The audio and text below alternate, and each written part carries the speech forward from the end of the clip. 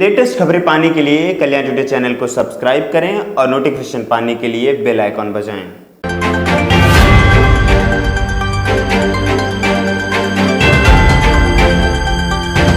मोदी जी मुरादाबाद पहुँचे थे। इन्होंने 602 करोड़ रुपए का मुरादाबाद मंडल के लिए लोकार्पण फाइनेंस किया है। क्या माना जाए कि आप जो विकास की गंगा पिछले 4.5 साल से कहाँ थे वो? क्या ये इलेक्शन स्टंट है या वाकई हकीकत है? सड़कों का बुरा हाल है, सड़कें गड्ढों में, गड्ढे सड़कों में नहीं है। आज उन्होंने अगर 600 करोड़ का पैकेज का ऐलान करा है तो मैं उम्मीद करता हूँ कि ये धरातल पर उतरे और ये भी जनता समझ ले कि ये क्यों किया गया है, क्योंकि इलेक्शन में 6 महीने बाद, इससे पहले क्यों नहीं किया गया था। समाजवादी पार्टी के जितने भी विकास कार्य थे, कैसे जी का कहना है कि वो विकास कार्य कागजों पर रहे हैं और कागजों पे समझ के रह गए। हमारी सरकार है धरातल पर काम कर रही है, आज सड़कें चमक रही हैं। देखिए, समाजवादी पार्टी ने जितने विकास के काम करे थे शायद ही किसी सरकार ने करे हों। अगर मैं गिनाने बैठूँ, आप देखिए कि एक्सप्रेस वे 22 महीने में अखिलेश जी ने बना दिया और हवाई जहाज़ उसके ऊपर उतार दिए। मेट्रो किसने शुरुआत करी थी? सारे मुख्यालयों को 4 लेन से किसने जोड़ा था? 55 लाख महिलाओं को पेंशन किसने दी थी?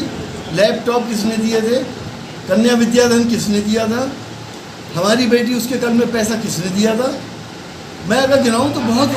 क्या इन 4.5 साल में क्या पैसा ख़त्म हो गया था यूपी के पास? मुझे गिनाने लायक एक काम बता दिए कि इस 4.5 साल में विकास का गिनाने लायक ये काम है। इन्होंने अगर हमारे कागज़ों में थे तो ये फीता काटने क्यों गए थे?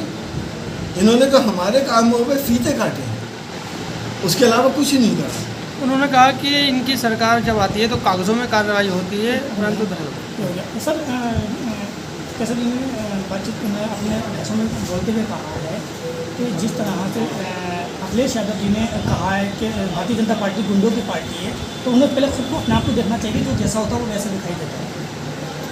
इस वक्त तो खुला सबूत मिल गया पूरे समाज को, पूरे उत्तर प्रदेश को, पूरे हिंदुस्तान को और तमाम दुनिया में मैसेज चला गया कि भारतीय जनता पार्टी कैसी पार्टी है। क्या इसमें गुंडागर्दी इस इलेक्शन में नहीं देखी सब लोग? क्या आपने महिलाओं का अपमान नहीं देखा? क्या महाभारत के दौर की याद आपको नहीं आई जब चीरहरण हुआ? क्या लोगों के पर्चे नहीं फाड़े गए? क्या लोगों का अपहरण नहीं किए गए? क्या लोगों पे गंभीर धाराएं नहीं लगाई गई? क्या लोगों को पर्चा भरने से रोका नहीं गया? सब कुछ हुआ। पूरे हिंदुस्तान के अंदर इस बात की चर्चा है और पूरे यूपी वाले इस बात को जानते हैं कि इस चुनाव में सारी गुंडागर्दी की हदें बहुत बीजेपी ने क्रॉस कर दी। वोट बैंक पे बहुत लोगों ने कहा कि 60% हमारा, 40% बंटवारा, 40 में भी हमारा। क्या मानते हैं कि नाम है भरपूर तरीके से इनके समर्थन? देखिए, ये उनको खुश होने दिया, अगर खुश हो रहे हैं ये बात क्या कहते।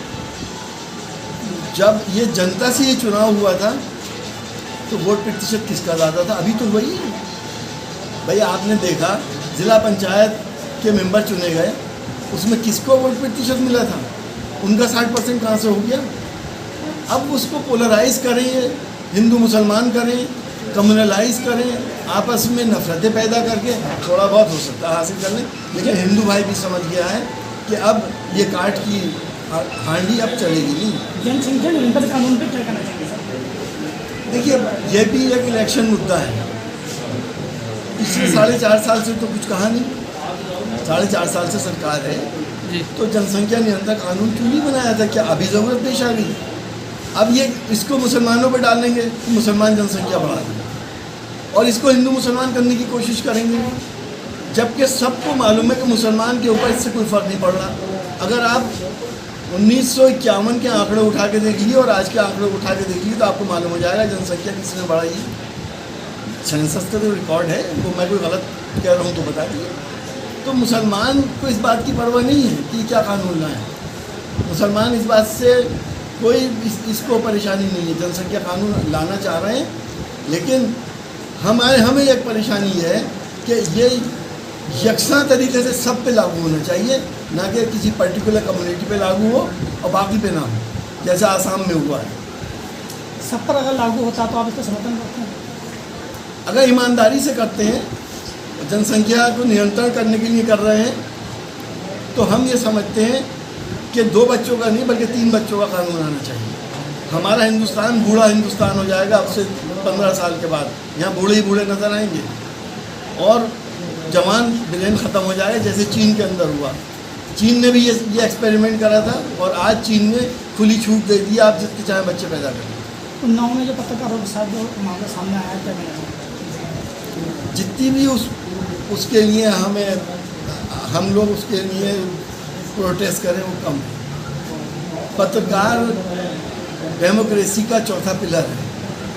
जिस तरह से वहाँ के सीडीओ ने एक पत्रकार को थप्पड़बाजी करी है और अभी तक वो सीडीओ के खिलाफ कोई कार्रवाई नहीं हुई। मैं समझता हूँ कि प्रजातंत्र के साथ इतनी बड़ी बेइज्जती और प्रजातंत्र के साथ इतना बड़ा खिलवाड़ इससे पहले कभी नहीं हुआ। पत्रकारों को भी मैं ये कहना चाहूँगा कि वो भी बीजेपी का ढोल बजाना बंद कर दें, हकीकत को सामने लेके आएँ। लेटेस्ट खबरें पाने के लिए कल्याण टुडे चैनल को सब्सक्राइब करें और नोटिफिकेशन पाने के लिए बेल आइकॉन बजाएं।